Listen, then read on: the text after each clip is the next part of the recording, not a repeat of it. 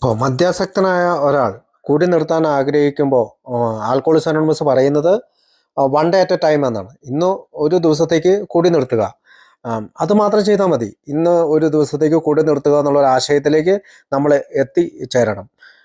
പ്രത്യേകിച്ച് നമ്മൾ ഈ സ്റ്റെപ്പ് എടുക്കുമ്പോൾ അല്ലെങ്കിൽ പടി എടുക്കുമ്പോൾ നമുക്ക് കിട്ടുന്നത് നമ്മുടെ ഹയർ പവറുമായിട്ട് ഒരു ബന്ധം സ്ഥാപിച്ചെടുക്കലാണ്. അല്ലെങ്കിൽ ദൈവത്തിന് ഒരു പൂർണ്ണമായിട്ട് മനസ്സിലാക്കാനോ അല്ലെങ്കിൽ മനസ്സിലാക്കിക്കൊണ്ടിരിക്കാനോ ഉള്ള ഒരു അവസ്ഥയിലേക്ക് ഞാൻ കടന്നു വരുമ്പോൾ ഞാൻ സ്വാതന്ത്ര്യം നേടുന്നത് മദ്യത്തിൽ നിന്നാണ്. എനിക്ക് അതിനു വേണ്ടിയിട്ട് വായിക്കേണ്ടത് പ്രധാനപ്പെട്ട ബുക്കാണ് ബിഗ് ബുക്ക് അല്ലെങ്കിൽ alcoholics anonymous big book. Alcoholics anonymous പറയുന്ന ബിഗ് ബുക്ക്. നമുക്കറിയാം, ഈ സ്റ്റെപ്പ് 4 ഒക്കെ ചെയ്യുമ്പോൾ നമ്മൾ പലപ്പോഴും ചിന്തിക്കും നമുക്ക് ഒറ്റ പ്രാവശ്യം അല്ലെങ്കിൽ ഒറ്റ തവണ ചെയ്യാൻ തീർക്കേണ്ടതാണ് സ്റ്റെപ്പ് 4 എന്ന്. അല്ല, നമുക്ക് റെഗുലർ ബേസിസിൽ ഇത് ചെയ്യേണ്ടി വരും. നമ്മൾ 4-ാം പടി വീണ്ടും ചെയ്യേണ്ടി വരും.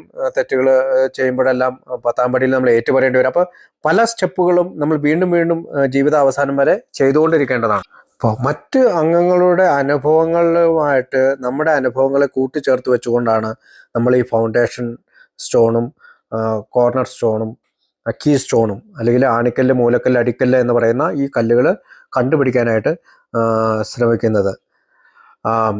നമുക്കറിയാം, നമ്മുടെ സുബോധമാണ് നമുക്ക് ഏറ്റവും പ്രധാനപ്പെട്ടത്. നമ്മുടെ ഈ ബിഗ് ബുക്ക് ഈ സുബോധത്തെ നിലനിർത്താനായിട്ട് സഹായിക്കുന്ന ഒരു വലിയ പ്രധാനപ്പെട്ട ഒന്നാണ്. ഇപ്പോൾ സജസ്റ്റഡ് അല്ലെങ്കിൽ നിർദ്ദേശിച്ചിരിക്കുന്ന സ്റ്റെപ്പ് എന്നതിന് പകരം എനിക്ക് കുടിക്കാതിരിക്കുന്നതും മീറ്റിങ്ങിലേക്ക് കടന്നു പോകുന്നതും എല്ലാം നമ്മുടെ റിക്കവറിയുടെ പ്രധാനപ്പെട്ട ഭാഗമാണ്. അപ്പോൾ നമ്മുടെ പൊതുപ്രശ്നമായ അമിത മദ്യാസക്തി എന്ന് പറയുന്ന പ്രശ്നമാണ് നമ്മളെല്ലാവരെയും ചേർത്ത് നിർത്തുന്നത്. ഇപ്പോൾ ഡോക്ടറുടെ അഭിപ്രായം മുതൽ ആദ്യത്തെ 52 പേജുകളിലായി 1-ാം പടിയെ പറ്റിയാണ് വിവരിക്കുന്നത്. അതിൽ നമ്മൾ മനസ്സിലാക്കിയെടുക്കുന്നത് ആൽക്കഹോൾ അല്ലെങ്കിൽ മദ്യം എൻ്റെ ശരീരത്ത് കയറിക്കഴിയുമ്പോൾ ഒരു അബ്നോർമൽ റിയാക്ഷൻ അല്ലെങ്കിൽ ഒരു അസാധാരണമായ ഒരു പ്രതിപ്രവർത്തനം നടക്കുന്നുണ്ട്. അതിൻ്റെ ഭാഗമായിട്ട് എനിക്ക് അലർജി ഉണ്ടാകുന്നുണ്ട്. അടുത്തതായിട്ട് എനിക്ക് ക്രേവിംഗ് ഉണ്ടാകുന്നുണ്ട്. മെൻ്റൽ ഒബ്സഷൻ്റെ ഭാഗമായിട്ട് അല്ലെങ്കിൽ മാനസികമായിട്ട് വീണ്ടും വീണ്ടും കുടിക്കണമെന്നുള്ള ഒരു കാര്യം എൻ്റെ ശരീരത്ത് സംഭവിക്കുന്നുണ്ട് എന്ന് ഞാൻ കൃത്യമായി മനസ്സിലാക്കണം. അതെന്നെ റെസ്റ്റ്ലെസ്, ഇറിറ്റബിൾ, ഡിസ്കണ്ടന്റിലേക്ക് അല്ലെങ്കിൽ അസ്വസ്ഥനും ചുണ്ടിക്കാരനും അസംതൃപ്തനുമാകുന്ന ഒരവസ്ഥയിലേക്ക് ഞാൻ എത്തിച്ചേരുന്നു. അപ്പോൾ ഇതൊരു ഡിസീസാണ്. അത് അനായാസം അല്ലെങ്കിൽ ഈസായിട്ട് ചെയ്യുന്ന ഒരു കാര്യമല്ല. എൻ്റെ ഒരു കാര്യത്തിൽ മദ്യം അല്ലെങ്കിൽ കുറച്ച് മദ്യം എടുത്തു കഴിയുമ്പോൾ എനിക്കത് ഡിസീസായിട്ട് മാറുന്നു. അതുപോലെ തന്നെ എൻ്റെ ഒരു എൻ്റയർ സൈക്കിക് ചേഞ്ചിന് ഞാൻ തയ്യാറാകുന്നില്ല, ഒരു മാനസിക മാറ്റത്തിന് തയ്യാറാകുന്നില്ല എങ്കിൽ എൻ്റെ റിക്കവറിക്ക് വളരെ ചെറിയ പ്രതീക്ഷ മാത്രമേ ഉള്ളൂ. അതുകൊണ്ട് തന്നെ ഈ stop drinking and stop suffering അല്ലെങ്കിൽ എൻ്റെ ഡ്രിങ്കിങ് നിർത്തുന്നതോടൊപ്പം തന്നെ അതിനോടൊപ്പം തന്നെയാണ് എൻ്റെ സഫറിങ് അല്ലെങ്കിൽ ഈ ദുരിതം അനുഭവിക്കുന്ന എൻ്റെ അവസ്ഥയെ മാറ്റി നിർത്താനായിട്ട് സാധിക്കുകയുള്ളൂ. അതുകൊണ്ട് തന്നെ മദ്യത്തിൻ്റെ കാര്യത്തിൽ എനിക്ക് യാതൊരുവിധ ചോയ്സുമില്ല. എനിക്ക് ആ പവർ ഞാൻ ലംഘിച്ചിട്ടുണ്ട്. അതുകൊണ്ട് തന്നെ വിൽ പവർ എന്ന് പറയുന്ന അല്ലെങ്കിൽ മാനസികമായിട്ടുള്ള ഒരു ധൈര്യത്തിൽ എനിക്ക് കുടിക്കാതിരിക്കാൻ പറ്റുന്ന അങ്ങനെ ഞാൻ വിചാരിച്ചിരുന്ന കാര്യങ്ങളെല്ലാം ഇപ്പോൾ നിലനിൽക്കുന്നില്ല. അതെല്ലാം നഷ്ടപ്പെട്ടിരിക്കുന്നു. അതുകൊണ്ട് തന്നെ മദ്യം കഴിഞ്ഞ് അവസാനമുണ്ടായ പല പ്രശ്നങ്ങളും അടുത്ത കുടിയിലേക്ക് അടുക്കുമ്പോൾ ഞാൻ മറന്നു പോകുന്നു. ഒരുപക്ഷെ ഞാൻ എൻ്റെ ഭാര്യയെ തല്ലിയിട്ടുണ്ടാകാം, അല്ലെങ്കിൽ ഞാൻ കുറേ പൈസ നശിപ്പിച്ചിട്ടുണ്ടാകാം, വീട് വിറ്റിട്ടുണ്ടാകാം, കാറ് വിറ്റിട്ടുണ്ടാകാം, എനിക്ക് എന്തെങ്കിലും ആക്സിഡൻറ്റ് ഉണ്ടായിട്ടുണ്ടാകാം. പക്ഷേ 1 മാസമോ 2 മാസമോ കഴിയുമ്പോൾ വീണ്ടും ഞാൻ മദ്യത്തിലേക്ക് പോകുമ്പോൾ, അടുത്ത കുടിയിലേക്ക് പോകുമ്പോൾ ഈ പഴയ കാര്യം ഞാൻ മറന്നു പോകും. അതുകൊണ്ട് തന്നെയാണ് ഞാൻ ആദ്യത്തെ കുടിയെ ഉപേക്ഷിക്കേണ്ടത്, അല്ലെങ്കിൽ ഫസ്റ്റ് ഡ്രിങ്കിനെ ഉപേക്ഷിക്കേണ്ടതുണ്ട്. ആൽക്കഹോളിക്സ് അനോണിമസ് പറയുന്നത് ആദ്യത്തെ കുടിയിൽ നിന്ന് മാറി നിൽക്കുക എന്നുള്ളതിൻ്റെ കൃത്യമായ ബോധ്യം ഞാൻ ഉണ്ടാക്കേണ്ടതുണ്ട്. അത് ഉണ്ടാക്കിയെടുക്കുന്നത് പല കാരണങ്ങൾ കൊണ്ടാണ്. ചിലപ്പോൾ എൻ്റെ പേഴ്സണൽ റിലേഷൻഷിപ്സ്, എൻ്റെ ഭാര്യയുമായിട്ടോ എൻ്റെ ജോലി സ്ഥലത്തോ മറ്റ് കൂട്ടുകാരുടെ ഇടയിലൊക്കെ എനിക്ക് പ്രശ്നങ്ങളുണ്ടായതുകൊണ്ടും എൻ്റെ ഫീലിങ്സിനെ അത് കൺട്രോൾ ചെയ്യാൻ പറ്റാത്ത രീതിയിൽ എന്നെ ഡിപ്രഷനിലേക്കും നിരാശയിലേക്കും ഒക്കെ നയിച്ചതുകൊണ്ടാണ്,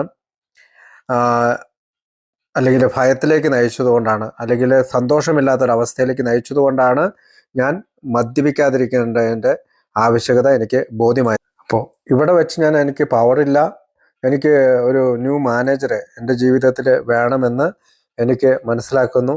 അങ്ങനെ ഞാൻ സ്റ്റെപ്പ് 2 അല്ലെങ്കിൽ നമ്മുടെ കോർണർ സ്റ്റോണിലേക്ക് പോവുകയാണ്. അപ്പോൾ ഒരു അമിത മദ്യപാനാസക്തിയെ പറ്റി ഉള്ള കാര്യങ്ങളും അല്ലെങ്കിൽ അമിത മദ്യപാനാസക്തനല്ലാത്ത ഒരാളും തമ്മിലുള്ള വ്യത്യാസം നമുക്ക് ഈ ചാപ്റ്റർ 4 അല്ലെങ്കിൽ അധ്യായം 4 എത്തുമ്പോൾ നമുക്ക് പൂർണ്ണമായും മനസ്സിലാവും. അതായത് മദ്യത്തിൽ നിന്ന് മുക്തി നേടാൻ സത്യസന്ധമായി നമ്മൾ ആഗ്രഹിക്കുമ്പോൾ നമ്മൾക്കത് പൂർണ്ണമായി സാധിക്കാതെ വരുമ്പോഴോ, കുടിക്കുന്ന അളവിൻ്റെ കാര്യത്തിൽ ഒട്ടും നിയന്ത്രണമില്ലാതിരിക്കുമ്പോഴോ നമ്മൾ മിക്കപ്പോഴും ഒരു അമിത മദ്യപാന രോഗിയാണ്. അപ്പോൾ ഇവിടെ വെച്ചാണ് നമുക്ക് മനസ്സിലാകുന്ന 2ാം പടിയുടെ ഒരു പ്രാധാന്യം. അതായത് സ്ഥിതി ഇങ്ങനെയാണെങ്കിൽ ആധ്യാത്മികമായ ഒരു അനുഭവത്തിലൂടെ മാത്രം കീഴ്പ്പെടുത്താവുന്ന ഒരു രോഗം മൂലം നമ്മൾ ക്ലേശിക്കുന്നുണ്ട് എന്ന് നമ്മൾ മനസ്സിലാക്കുകയാണ്. അപ്പോൾ ആത്മീയത എന്ന് പറയുന്ന ഒരു ശക്തി കണ്ടെത്തലിലൂടെയാണ് നമുക്ക് ഈ ആൽക്കഹോളിസത്തിൽ നിന്ന് രക്ഷ നേടാൻ പറ്റുകയുള്ളൂ എന്ന് ഇവിടെ മനസ്സിലാക്കും. അപ്പോൾ ഇത്രയും കാലം മദ്യപിക്കാനുള്ളതിൻ്റെ ഒരു കാരണം എന്തായിരുന്നു? വേണ്ടത്ര ശക്തി ഇല്ലാത്തതിൻ്റെ അഭാവമായിരുന്നു. അതായിരുന്നു ഓരോ മദ്യാസക്തിൻ്റെയും ഗതികേട്. ഞങ്ങൾക്ക് വിശ്വസിച്ചുകൊണ്ട് ജീവിക്കാൻ വേണ്ട ഒരു സാഹചര്യം നൽകുന്ന ഒരു ശക്തിയെ കണ്ടെത്തേണ്ടതുണ്ടായിരുന്നു. അതാകട്ടെ വളരെ സ്പഷ്ടവും ഞങ്ങളെക്കാൾ മഹത്തായ ഒരു ശക്തി ആയിരിക്കേണ്ടതുണ്ടായിരുന്നു. പക്ഷേ എവിടെ എങ്ങനെ ഈ ശക്തിയെ ഞങ്ങൾക്ക് കണ്ടെത്താനാവും? ആൽക്കഹോളിക്സ് അനോണിമസിന്റെ ഗ്രന്ഥം ശരിക്കും അതിനു വേണ്ടിയുള്ളതാണ്. നമ്മളോട് പറയുന്നത് സ്റ്റെപ്പ് 2 പറയുന്നത് ഈ ആൽക്കഹോളിക്സ് അനോണിമസിന്റെ പുസ്തകം ഈ ശക്തിയെ കണ്ടെത്താനുള്ള ഒരു മാർഗമാണ്. അതായത് നമ്മളുടെ പ്രശ്നം പരിഹരിക്കാൻ പ്രാപ്തിയുള്ള നമ്മളെക്കാൾ വലിയൊരു ശക്തിയെ കണ്ടെത്തുക എന്നതാണ് ആൽക്കഹോളിക്സ് അനോണിമസ് എന്ന് പറയുന്ന ഈ പുസ്തകത്തിന്റെ പ്രധാന ഉദ്ദേശം. അടുത്തതായിട്ടുള്ള മൂലക്കല്ല്, കീസ്റ്റോൺ കണ്ടുപിടിക്കാനുള്ള പ്രധാനപ്പെട്ട ഭാഗമാണ് പേജ് നമ്പർ 54 മുതൽ 63 വരെ. മൂലക്കല്ലല്ല, ആണിക്കല്ല്. ആണിക്കല്ലാണ് കീസ്റ്റോണ്. മൂലക്കല്ല് എന്ന് പറഞ്ഞാൽ കോർണർ സ്റ്റോൺ ആണ്. അപ്പോൾ മൂലക്കല്ല് കഴിഞ്ഞിട്ടാണ് നമുക്ക് കീസ്റ്റോൺ പടി 3 വരുന്നത്. അത് വിവരിക്കുന്നത് പേജ് 54 മുതൽ 63 വരെയാണ്.